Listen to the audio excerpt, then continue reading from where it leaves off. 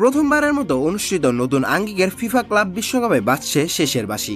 ৬২ match শেষে ৩০ দলের বিদায়ে এখন কেবল শ্রেষ্ঠত্বের মুকুট পরিধানের অপেক্ষায় দুদল। বহুল প্রতীক্ষিত সেই ফাইনাল আজ নিউ জার্সির ৮২,৫০০ ধারণ ক্ষমতার ম্যাডলেট স্টেডিয়ামে বাংলাদেশ সময় রাত ১টায় মুখোমুখি হচ্ছে ইউরোপিয়ান দুই পরাশক্তি পিএসজি ও চেলসি। গত মে মাসের শেষে মিউনিকে ইন্টার মিলানকে ৫-০ গোলে বিধ্বস্ত করে প্রথমবারের মতো চ্যাম্পিয়ন লিগের জয়ের স্বাদ পায় পিএসজি। সেই অনুভূতিকে পুঁজি করে যুক্তরাষ্ট্রে ক্লাব বিশ্বকাপ খেলতে এসে শিরোপার মঞ্চে প্যারিসিয়ান জায়ান্টরা। ফাইনালে চেলসির বিপক্ষে ফেভারিটের তকমা নিয়ে মাঠে নামবে ফরাসি চ্যাম্পিয়নরা। সেই সাথে অভাবনীয় এক অর্জনের দ্বারপ্রান্তে দাঁড়িয়ে প্যারিসের ক্লাবটি। ক্লাব বিশ্বকাপে শিরোপা জিততে পারলে ২০২৪-২৫ মৌসুমে সবগুলো শিরোপার ঘরে তোলার কৃতিত্ব অর্জন করবে পিএসজি। ফরাসি লিগ 1 এবং ইউরোপিয়ান লিগের পাশাপাশি এখন বিশ্ব শিরোপার দ্বারপ্রান্তে ফরাসি ক্লাবটি। শুরু থেকেই এই লক্ষ্য নিয়ে আমরা মাঠে নেমেছিলাম।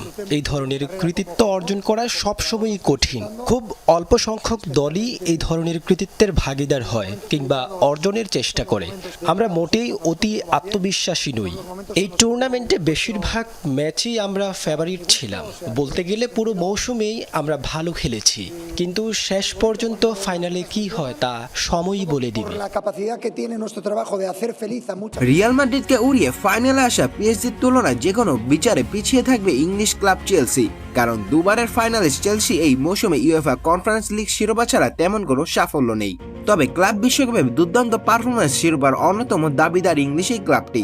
আন্ডারডগের তকমা থাকলেও শিরোপায় চুমু এঁকে মৌসুম শেষ করার অভিন্ন লক্ষ্য চেলসির। সতীর্থদের প্রতি পূর্ণ আস্থা রাখছে চেলসি ক্যাপ্টেন।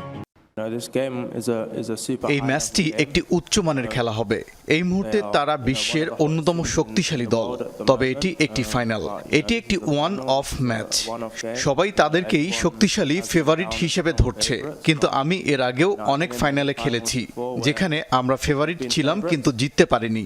সবাই আমাদের প্রতিপক্ষ নিয়ে কথা বলছে, কিন্তু আমরা আমাদের প্রস্তুতি নিচ্ছি এবং আমরাই জিততে যাচ্ছি। ভিন্ন দুই দেশি ক্লাব হলেও একই মহাদেশের সুবাদে তাদের দেখা হয়েছে বেশ কয়েকবার। সব ধরনের প্রতিযোগিতা মিলে দুই দলের মোট দেখা হয়েছে 10 বার। 3টিতে জিতেছে পিএসজি, 2টিতে জিতেছে চেলসি। ড্র হয়েছে বাকি 5 ম্যাচ। কায়েস হোসাইন, সংবাদ সূচনা।